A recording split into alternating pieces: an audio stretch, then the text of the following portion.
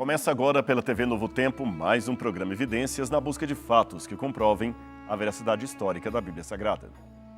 No programa de hoje, vamos estudar com mais detalhes o chifre pequeno de Daniel capítulo 8 e a sua relação com o anticristo e o inimigo da verdade de Deus. Portanto, não sai daí porque Evidências está só começando.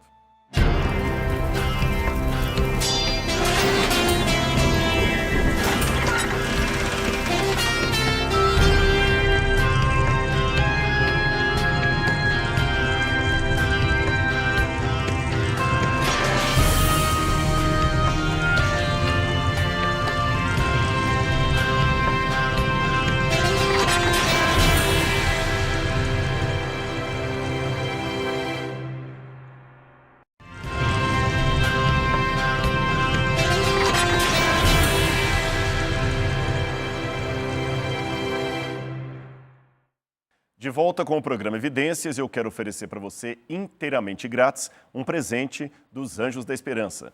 O Guia de Estudos Evidências, preparado com muito carinho para você e sua família. E para pedir é muito simples. Você pode ligar para a gente aqui no horário comercial pelo telefone 0 Operadora 12 21 27 3121 ou mandar uma mensagem pelo WhatsApp 0 Operadora 12 98244 0077. Você também pode acionar o QR Code que aparece na sua tela ou na página biblia.com.br.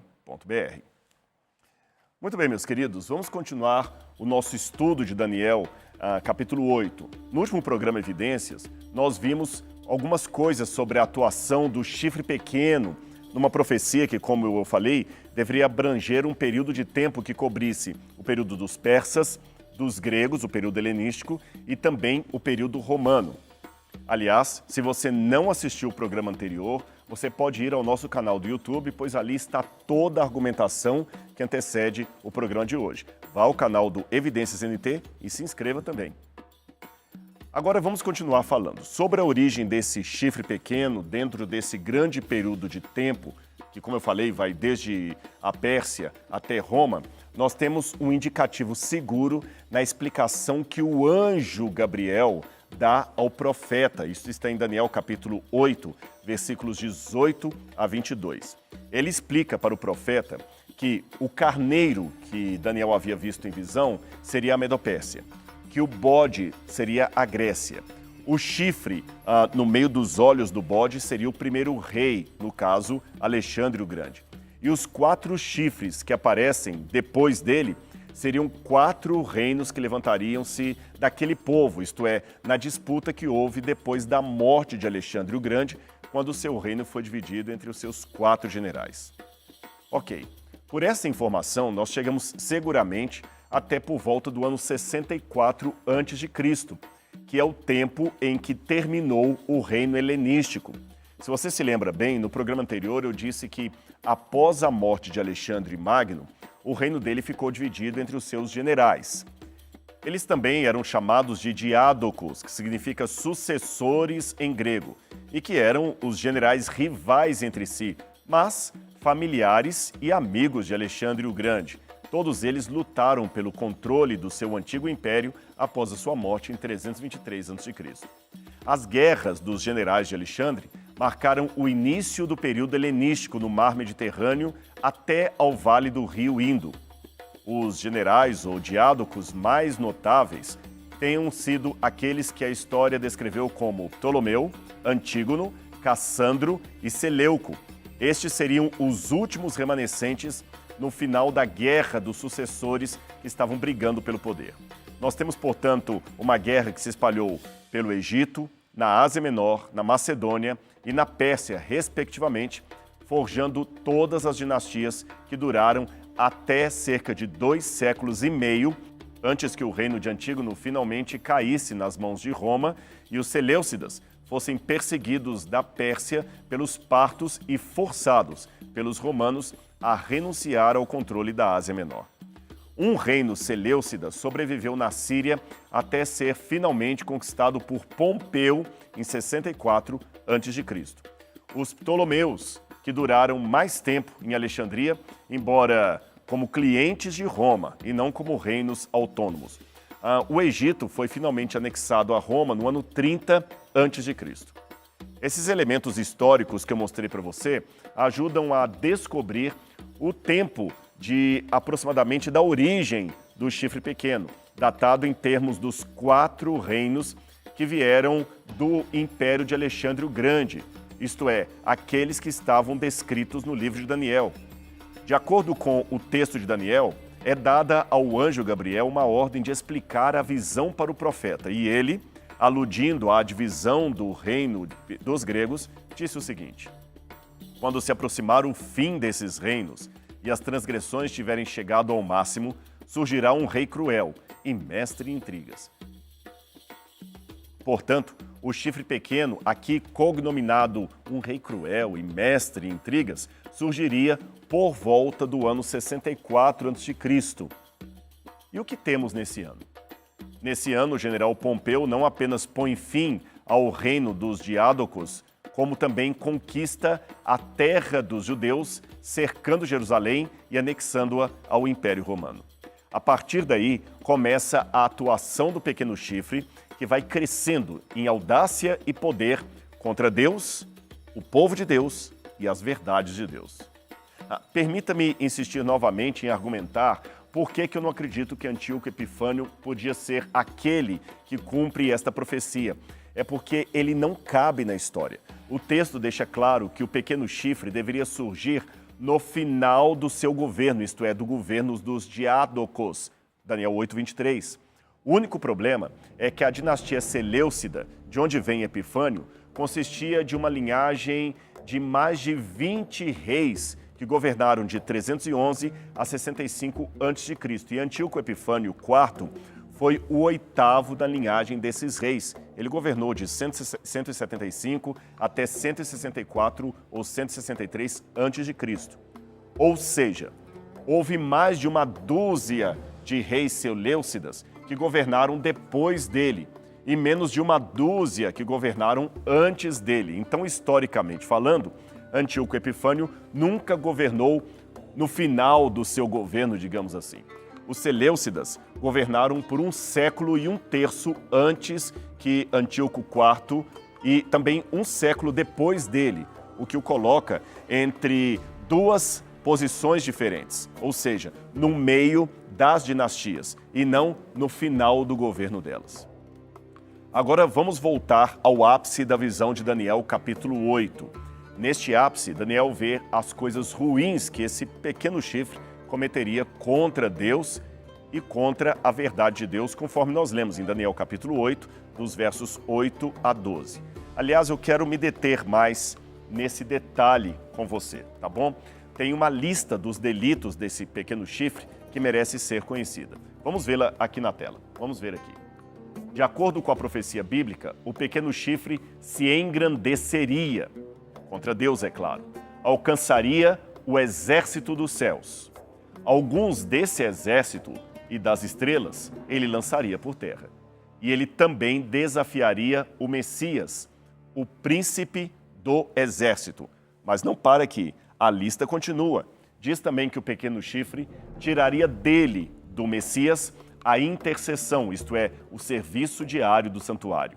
Também que ele destruiria o santuário, lançaria por terra a verdade e o que fizesse haveria de prosperar.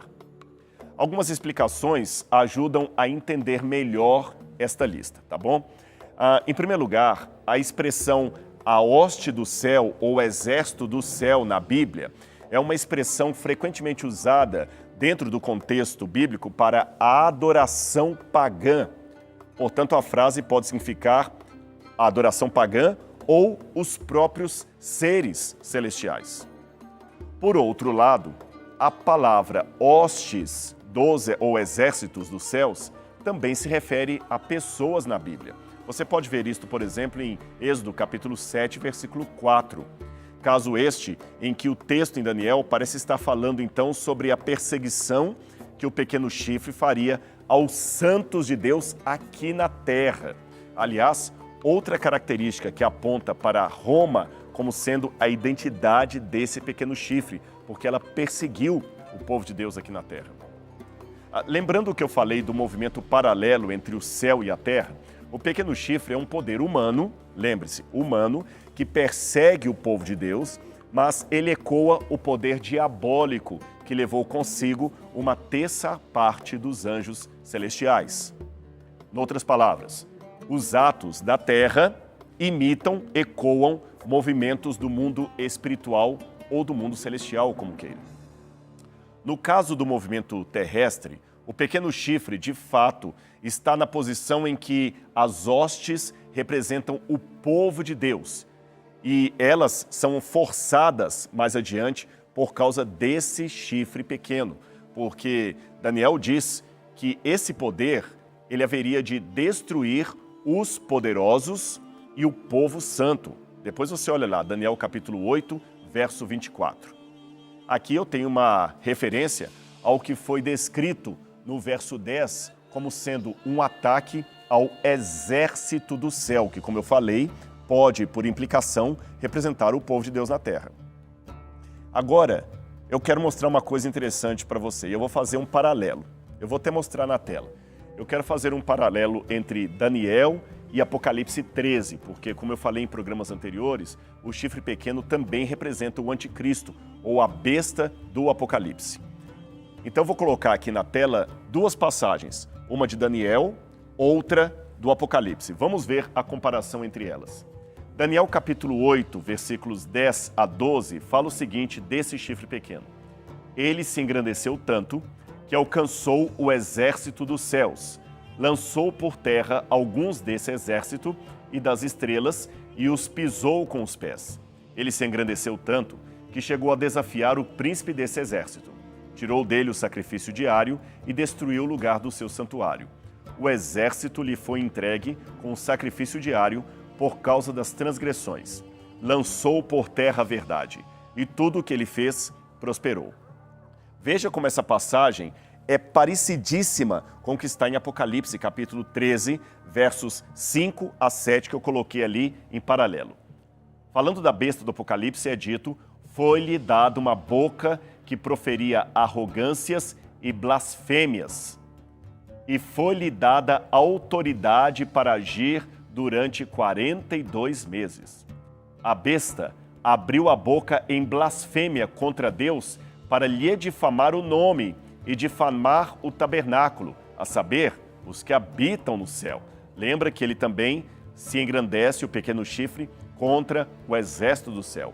E diz mais, foi-lhe permitido também que lutasse contra os santos e os vencesse.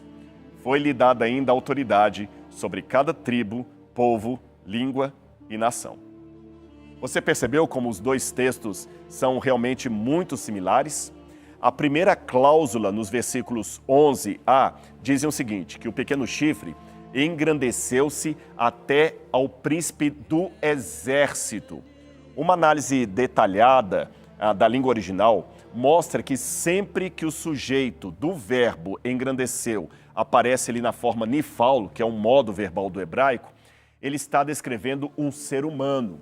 Logo, tornar-se grande, nesse contexto, de acordo com o hebraico, implica num ato de arrogância, presunção e ilegalidade praticadas por um ser humano.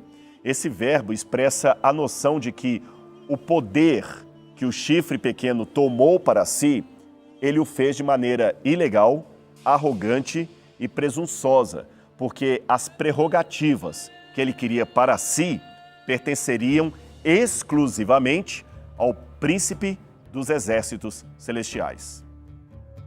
E quem seria esse príncipe dos exércitos ou das hostes celestiais? Bom, eu já acenei que seria o Messias. Mas a base na Bíblia para esta afirmação? Claro que sim. Se você olhar bem na Bíblia, em Josué capítulo 5, versículo 14, há um personagem designado como o príncipe dos exércitos do Senhor. Ali esse príncipe fala com Josué, dizendo-lhe para tirar as sandálias, porque ele estaria pisando em solo sagrado. Perceba, esse príncipe do exército que fala com Josué, ele diz que é o príncipe do exército do Senhor, o nome sagrado de Deus aparece ali. E, obviamente, ele não seria um ser terreno.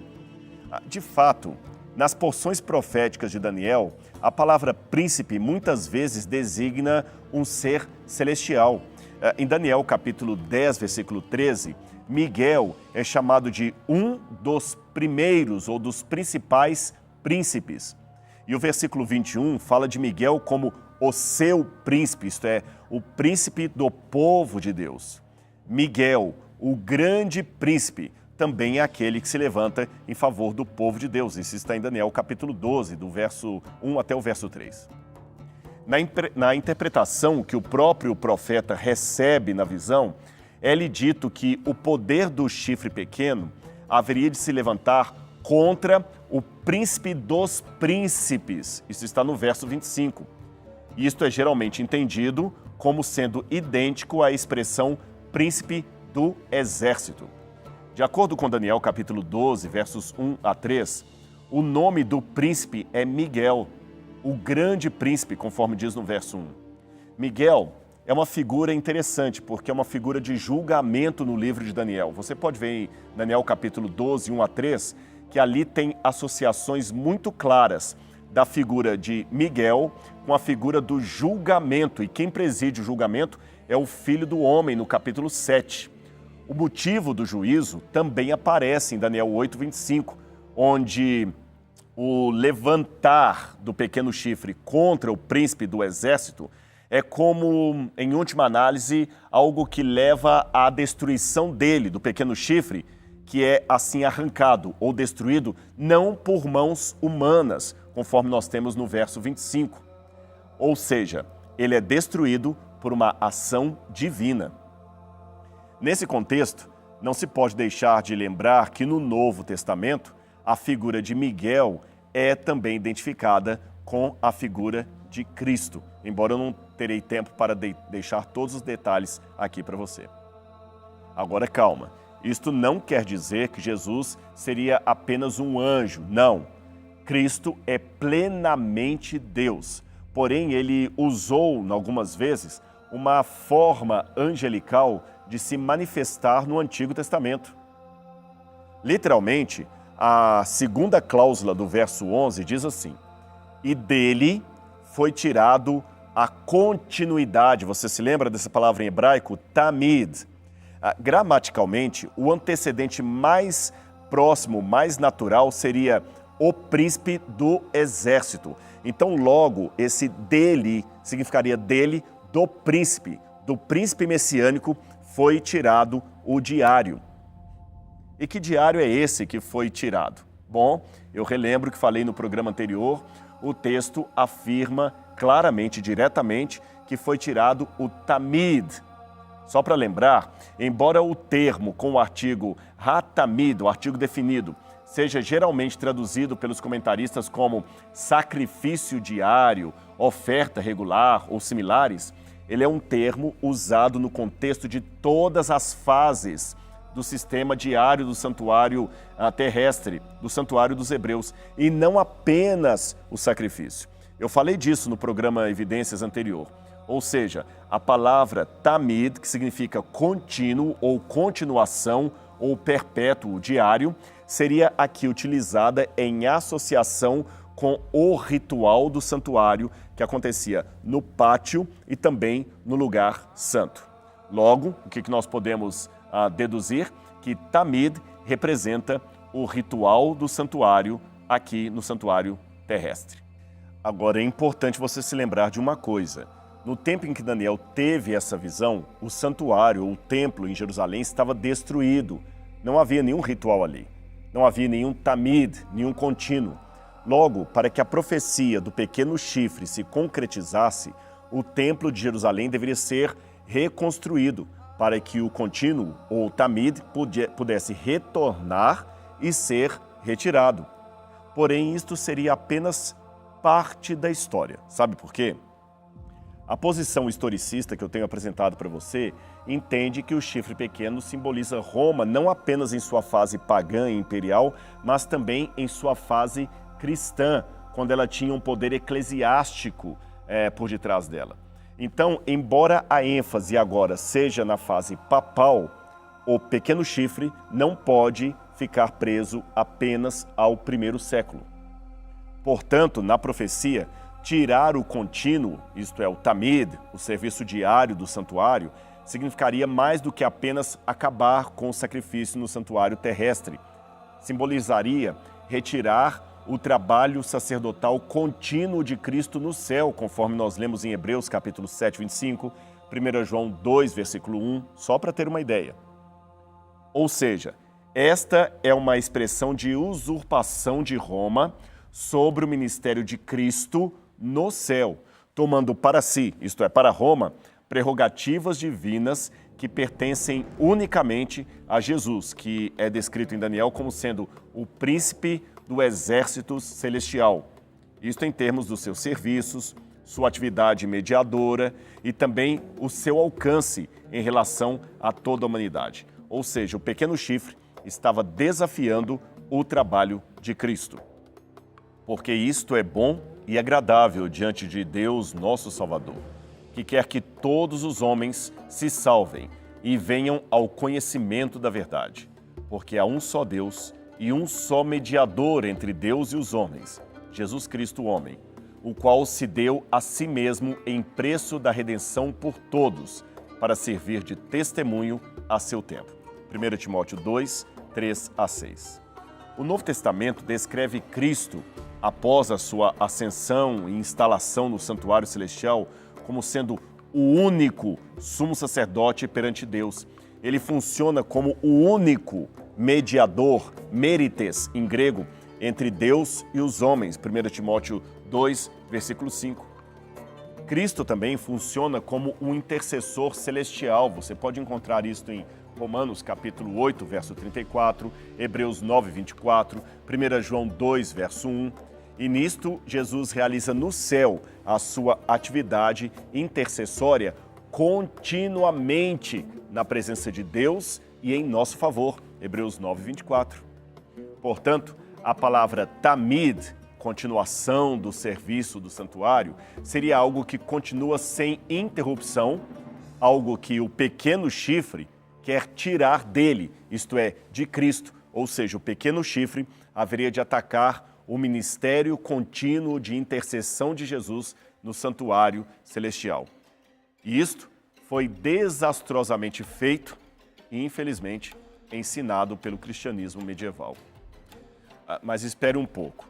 Alguém que acredita na intercessão dos santos e na intercessão do sacerdote durante a missa, por exemplo, pode com muita sinceridade e até certa razão objetar o seguinte: olha, tudo bem, vocês estão nos acusando, mas há líderes evangélicos e protestantes que se tornam verdadeiros gurus dos crentes e agem como se fossem eles mesmos mediadores entre Deus e o auditório que está ouvindo a pregação deles.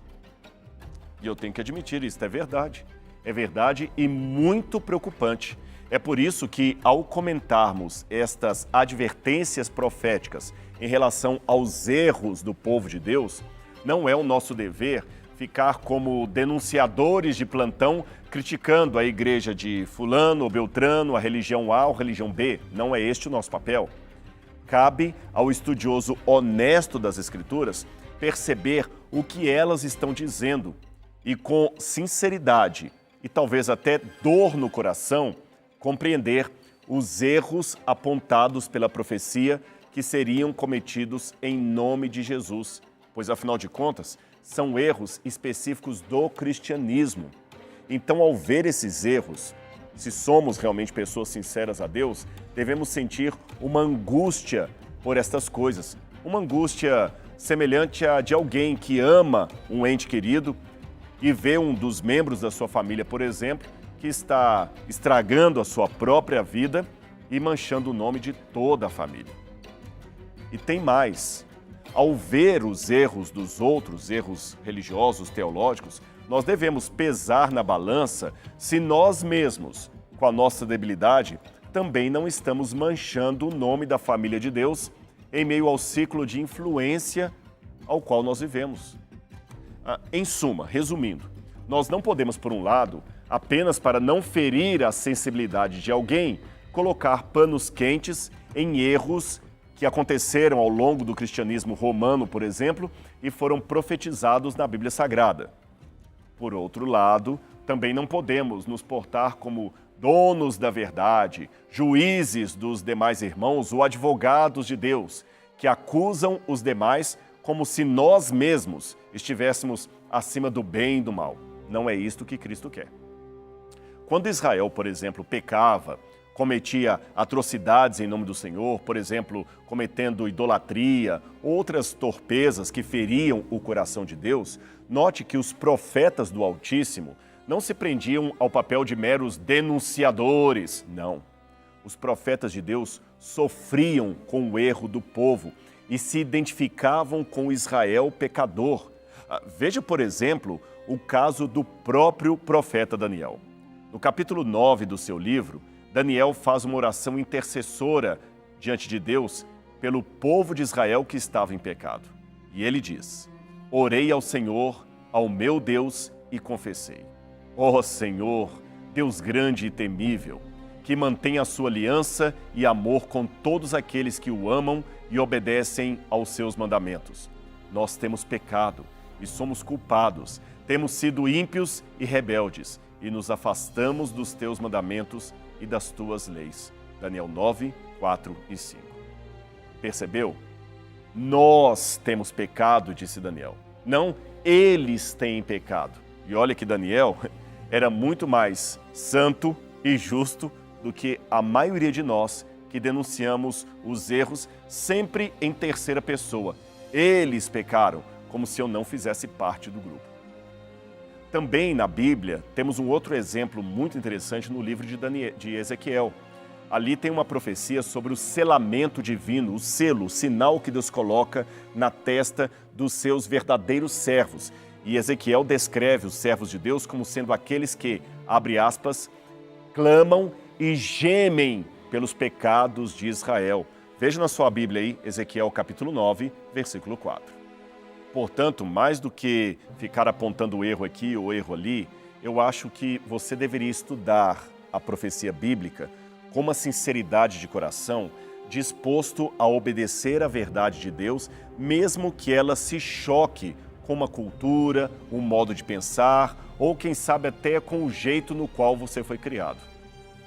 Encontrar-se com a verdade de Deus nos estimula a sair de nossa zona de conforto, a ter a honestidade de ficar ao lado dos oráculos divinos, mesmo que isso traga oposição, porque afinal de contas, estamos num grande conflito entre o bem e o mal, mas devemos escolher a luz, porque somente aqueles que estiverem com a luz terão a vitória no tempo final. O programa Evidências de hoje fica por aqui, mas semana que vem eu tenho um encontro com você na TV Novo Tempo para continuarmos estudando Daniel. Um grande abraço e até lá!